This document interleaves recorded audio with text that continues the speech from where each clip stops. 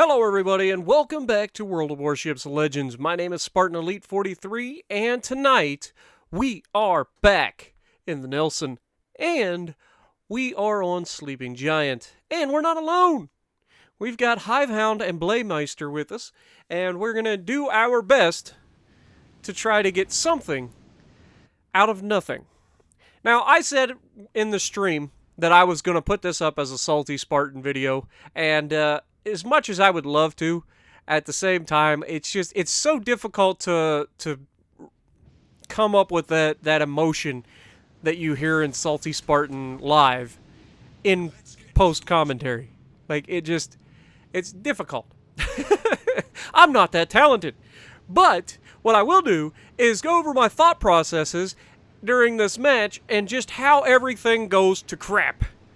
And so sometimes all you can do is take what you can get before the game's over. And that's what we're going to do in this match. So right off the bat, the thing about the Nelson is it is a good ship. Except that it has one major weakness, and that is 16-inch guns.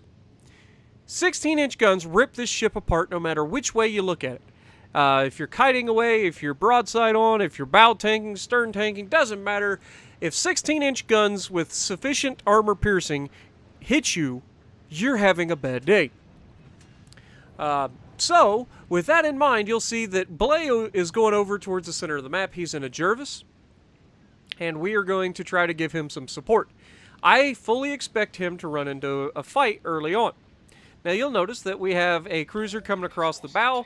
Hello, Edinburgh. How you doing? We've got armor piercing loaded, so this is kind of perfect. And come on, baby. There we go. And look at this horrendous dispersion. Watch it. The shells literally separate so perfectly to leave a gap exactly where it needs to do no damage. We get one hit on the conning tower, plunging fire, and somehow ricochet. I have no idea how that works either. I mean, it is a light cruiser, for God's sakes. But, with that being said, we are going to, just as he disappears, we're going to try to place the shot out there anyway, and take a shot at him. We do. So, yeah, then we go ahead and switch to HE, because Blay is kind of getting his butt kicked. He's got several people against him here in the center of the map. And so I want to try to help him with the Adachi. Unfortunately, Adachi is playing smart. He's going to go straight over into A. You see Blay accidentally had armor piercing loaded. Probably got into a fight with a light cruiser or something in the last match or whatever. But it didn't end well for him. And unfortunately, we can't shoot the Akatsuki because Blay is trying to get the heck out of there. And I can't blame him. Dude has literally been beat up. He's got an Edinburgh out there. He's got two Japanese destroyers pushing up on him who have the spotting advantage. So he's doing everything he can to stay alive, but also trying to not throw the match. This side of the map is not going well. We have Hivehound, who's only tier 6 ship at the moment, because he's on Xbox right now. The only tier 6 ship he has currently on Xbox is the Ashitaka, which is a paper ship. It does not have armor. It makes the Nelson's armor look like it's fantastic. So that is one downside. And we actually destroy the York's torpedo tube in the first salvo, plus took out a second one temporarily. So almost completely obliterated his torpedoes on one side of his ship. And that's where this ship really comes into its own. It does have good armor piercing, especially given the fact that it's 16-inch guns on the Nelson. So the armor piercing has all of the same advantages that other 16-inch guns enjoy. And unfortunately, Hive goes down pretty early.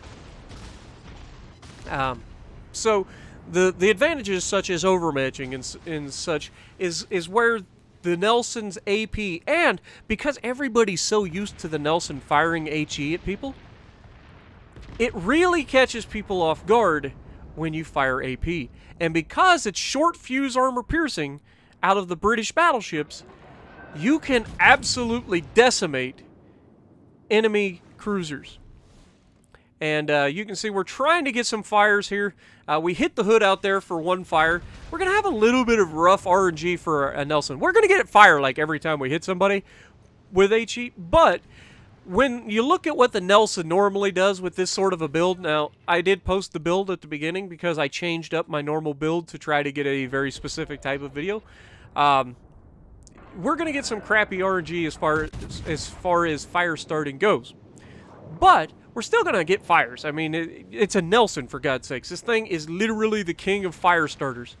It literally can set 2 to 3 fires every time it fires its guns, and it fires its guns every like 22 seconds. Or maybe it's longer. I don't pay attention. It's probably closer to 30 because they're 16-inch guns. But it's not that bad of a reload. I'll have to look at it here in a second when we go to fire. But this Gneisenau is nosing, and so we're going to try to set him on fire. Yeah, it is 30 seconds, which is kind of normal for a 16-inch gun. But we do get a fire there on the Gneisenau, and we're just kind of spreading it out. Now, we're up to 50,000 damage done. The team has not done well. We've lost both of our destroyers early. We've lost Hive early, and there is still a lot of guys that are on this side of the map in particular that mean to do us some harm. And I was unaware at the time that there was an Iowa on this side of the map. I knew that there was some other stuff out there, but I didn't know that Iowa was here. And you can see we get another fire on the Gneisenau, and that one's going to burn for a while. So I'm looking at the map. We've lost all of the bases essentially at this point. There are people pushing up. We have 3 heals, and they are Nelson heals, which means you literally can reprint your ship. We've got the extra heal here with 3 heals instead of 2. And if you get this commander maxed out, you can actually get 4 heals, I believe. So, and 4 Nelson heals is a stupid amount of heals. Because you can take a half of your ship in hit points and fire damage and heal it all back. And the amount that it heals per second is ridiculous. And we're going to showcase that a little bit later too. But as you can see, enemy Wichita is pushing up, capturing Charlie. We have literally lost every base at this point. There's nothing I can really do other than just try to kite around and get as much damage as I can before this one's over. We have lost. There's no way to pull this back. All I can do is try. And this is when things start to go horribly wrong for me. I realize that there are some bad guys out there. I'm not currently detected because the Wichita is behind an island. And the Gneisenau is behind an island.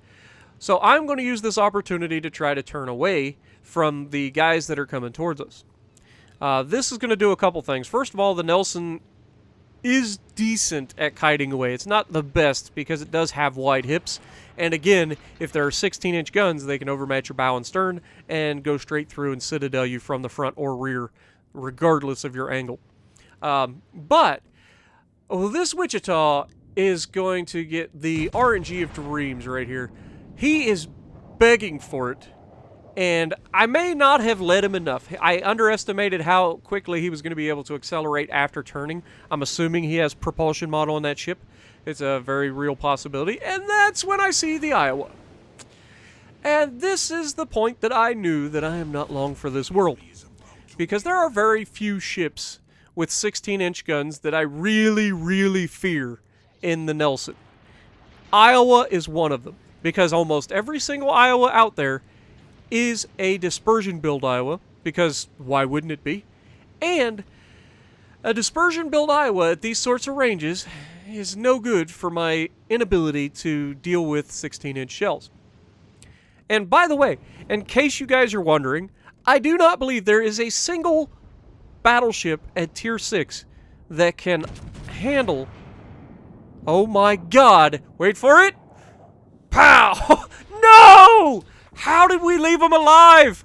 God bless America with this, in true Spartan fashion, leaving him with just enough health for somebody else to finish off. Dang it! You've got to be joking. But that shot took us up to 118,000 damage. Iowa immediately makes us pay for it. Hood also punches us in the mouth. We are healing, and we are almost ready to get our last heal back at this point. We're trying to shoot armor piercing at the Hood, hoping that we get a lucky shot, honestly, but we're down to 200 or 900 health left. It's not looking good for us, but we get our heal off. It's unfortunate that we have to waste the heal with as little damage as we have here. To heal back. But, of course, the York sets us on fire. Because why wouldn't he? I mean, honestly. So we have to use our damage control. We only have 9,000 hit points, and that's not much when, like I said, every single time somebody shoots this ship with 16-inch guns, it hurts. Doesn't matter which way you're facing, and as you can see, just took a pretty nasty salvo there. We've got the high explosive loaded, and we do manage to smack the York with 3 of them, setting another fire, and unfortunately, Hood takes us down. We did everything we could, guys. And sometimes that's all you can do. Now, this Odin, I mean, I don't know what he's been doing up to this point. He's got 43,000 hit points, and he's got a cruiser broadside in front of him, and he's firing HE because that's the way that works. No, I can't not see it. But as you can see, he's firing HE most likely due to the fact that he wants to kill this Yadachi, who is right on top of him. Unfortunately, he doesn't have the ability to kill the Yadachi because the game's over. So, in the end, like I said, we did everything we could. The Nelson, very good at a fire starter. We had 7 fires started, 1,300 base XP and a loss, 133,000 damage done. And the number one thing about the Nelson that I like more than anything is the fact that look how much silver we made. 482,000 silver brought home after that one. So hopefully you guys enjoyed. If you did, punch the like button, leave a comment below, subscribe to the channel if you haven't already, and as always, I will see you in the next video.